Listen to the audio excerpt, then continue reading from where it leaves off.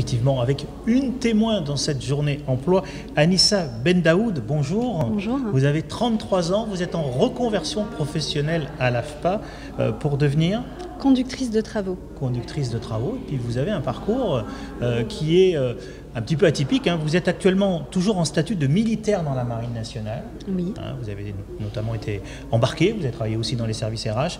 Et pourquoi cette reconversion dans les travaux publics et le génie civil ?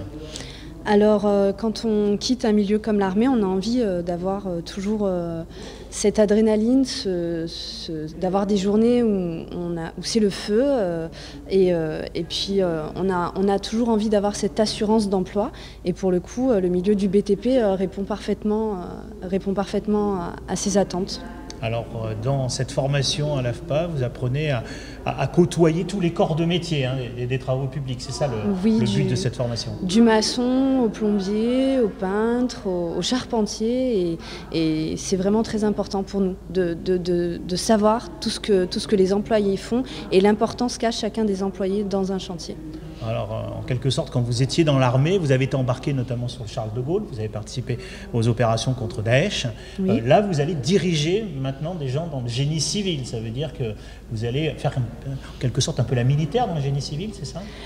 Alors, le terme militaire est quand même est vu un petit peu de façon stricte. Oui. Je pense que justement, quand on est parti en opération, quand on a vécu pendant 4 mois et demi à 2000 sur le Charles de Gaulle, le côté militaire est toujours là parce qu'il conduit les opérations, mais le côté humain qu'on développe derrière sera très important pour la suite du métier. Et est-ce que c'est important pour vous que des femmes s'impliquent dans ce type de métier, organiser des corps d'État dans le génie civil ?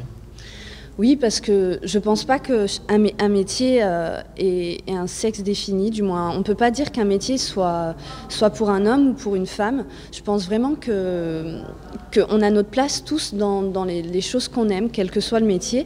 Et je pense vraiment que, justement, que ce soit un homme peut apporter quelque chose, mais une femme peut apporter quelque chose certainement de différent. Il y a des façons de penser différentes et je pense que la richesse de la mixité dans les métiers du BTP et dans les autres métiers fait qu'on